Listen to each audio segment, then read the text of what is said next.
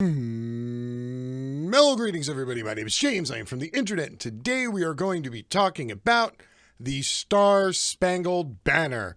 Ah, yes, the national anthem. It's been out of the news for a few years. I'd say since Mike Pence and Donald Trump stopped huffing and puffing about it because they didn't like that mean old black quarterback putting his hand in the air. But after a few years of essentially being forgotten about, it is back in the news again. Now, the national anthem, depending on who you ask, can mean many different things to many different people. There's a large swath of people in America for whom the national anthem is patriotic and nearly spiritual.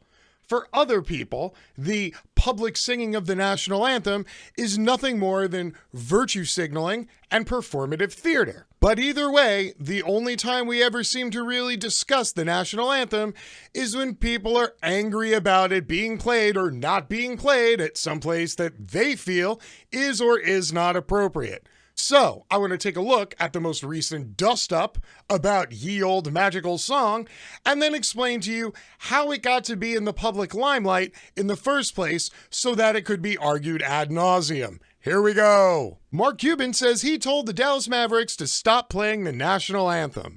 The NBA has long required the playing of the national anthem before games, but the league gave teams permission to skip the ritual this season. Ritual being the operative word. Mark Cuban, the owner of the Dallas Mavericks, said that he had instructed the team to stop playing the national anthem before its home games this season. Quote, "It was my decision and I made it in November," Cuban said. He declined to comment further. The Mavericks did not announce the new policy, but Cuban was allowed to enact it because the NBA has permitted teams to run their pregame operations as they see fit because of the unique circumstances this season, according to a league spokesman. Now, we just got into this, and we're already being told that the national anthem is both ritual and policy. That's usually how this happens. Something becomes ritualistic, you do it a bunch of times, and eventually somebody legislates and codifies it. Dallas is believed to be the only team in the league that has abandoned the anthem at home games. Other teams have continued to play recorded versions of the anthem. The league rulebook has required players to stand during the national anthem since the 1980s, but Adam Silver, the NBA commissioner, said in December that the rule would not be strictly enforced this season. The league also chose not to enforce the rule during its restarting of the previous season in a bubble environment at Walt Disney World in Florida, where many players opted to kneel during the anthem to show support for the Black Lives Matter movement and to demonstrate against systemic racism and social injustice in the United States. Quote, "I recognize that this is a very emotional issue on both sides of the equation in America right now, and I think it calls for real engagement rather than rule enforcement," said Silver back in December. Now, that response from the NBA commissioner was purposefully measured. Yes, they want to continue with the, quote, ritual, but they don't want to have players acting out during the ritual, which would then inflame fans of the ritual. So, maybe just leaving the ritual out would sort of help smooth things over, and then we wouldn't have to politicize a game of basketball. The anthem has not been played at American Airlines Center in Dallas before any of the Mavericks' 13 games this season. This, however, is not the first time in franchise history that the club has declined to play the national anthem before games. For the club's first 16 years of existence, when it was owned by Donald Carter, "God Bless America" was sung instead before home games at the old Reunion Arena. The Mavericks began playing the national anthem after the team was purchased by Ross Perot in 1996. Cuban bought the Mavericks in January of 2000. So regardless of the owner and regardless of the song, the ritual still stands. Hey everybody, if you're going to come into my house to watch this sporting game, here is the nationalistic song we're going to play before we get started. Please enjoy. In an interview on ESPN last June, before the NBA resumed the season, Cuban said he would support players who knelt during the anthem as a form of protest. Quote, "If they were taking a knee and they were being respectful, I'd be proud of them," Cuban said. "Hopefully, I'd join them." Cuban did not accompany the Mavericks to the bubble at Disney World last season, but said via Twitter shortly after the ESPN appearance, quote, "The national anthem police in this country are out of control. If you want to complain, complain to your boss and ask why they don't play the national anthem every day before you start work." And that is an extremely good question. The answer to which, of course, is because your job where you work isn't televised.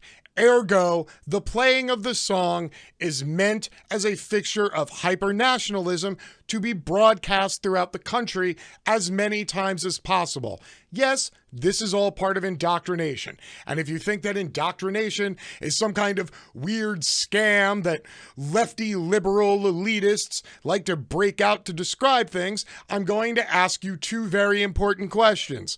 One, when was the last time you stood up and said the Pledge of Allegiance? Number two, how come you still remember the Pledge of Allegiance even though it's been decades since you had to last recite it? Survey says indoctrination. And now this story brings about the larger question of how did the indoctrination before sporting events start? What's the ritual that came before the codified process? Well, turns out I got that answer. In early September 1814, Francis Scott Key, an American lawyer and amateur poet, accompanied American prisoner exchange agent Colonel John Stuart Skinner to negotiate a prisoner release with several officers of the British Navy. During the negotiations, Key and Skinner learned of the British intent to attack the city of Baltimore, as well as the strength and position of British forces. They were not permitted to leave for the duration of the battle and witnessed the bombardment of Baltimore's Fort McHenry on September 13th and 14th. Inspired by the American victory and the sight of the American flag flying high in the morning, Key wrote a poem entitled The Defense of Fort McHenry. Thus, the tale was born. Key set the lyrics to the anthem of the London-based Anacreontic Society, the Anacreontic Song. 9 years earlier, Key had used the same tune for When the Warrior Returns, to celebrate Stephen Decatur's return from fighting the Barbary pirates, which included the line, "By the light of the star-spangled flag of our nation."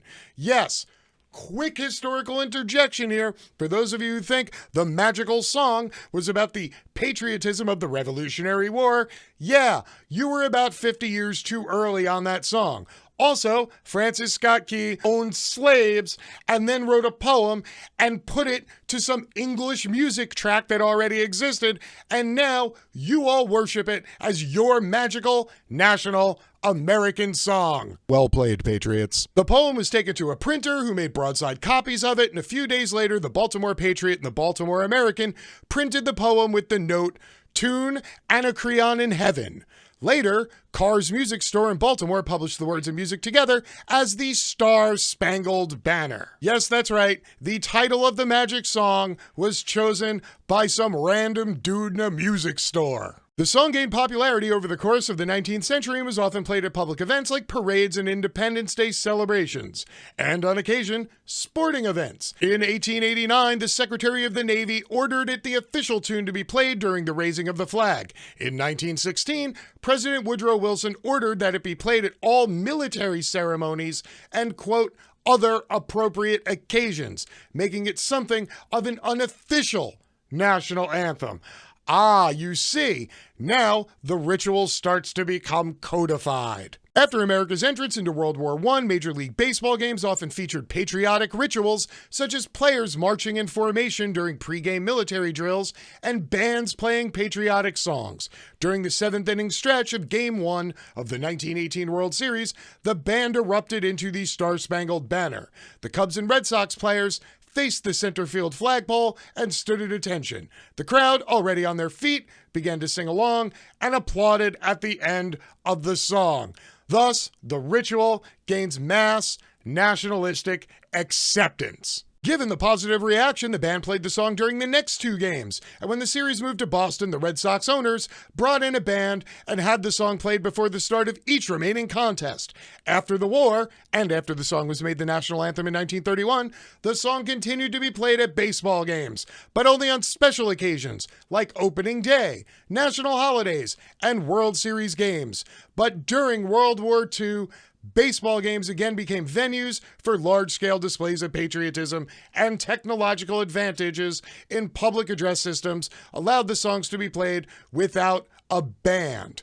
The Star-Spangled Banner was played before games throughout the course of the war, and by the time the war was over, the pre-game singing of the national anthem had become cemented as a baseball ritual, after which it spread to other sports. Now, if you fast forward about 100 years after all that happened, you get to the point where the NFL was being paid $5 million by the U.S. Pentagon to play the song and force the players to come out of the tunnel and stand on the stadium field, their hand on their heart, staring at the flag while the song plays.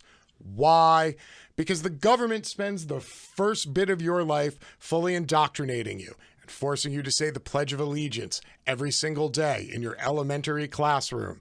And they worry that over the years, the indoctrination will wear off. And these bits of televised reinforcement, even for the non-political, as they look at their athletic hero on television, staring at the flag with his hand over his heart, well then, if it's good enough for him, it must be good enough for you. So maybe, just maybe, it's time for you to get back on that nationalism train, right? Yeah, you forgot about that pledge you used to say as you were a kid, but don't worry, we're going to remind you of it every single time you're about to watch an athletic event. Until next time, my name is James, I am from the internet, and I am out. Peace.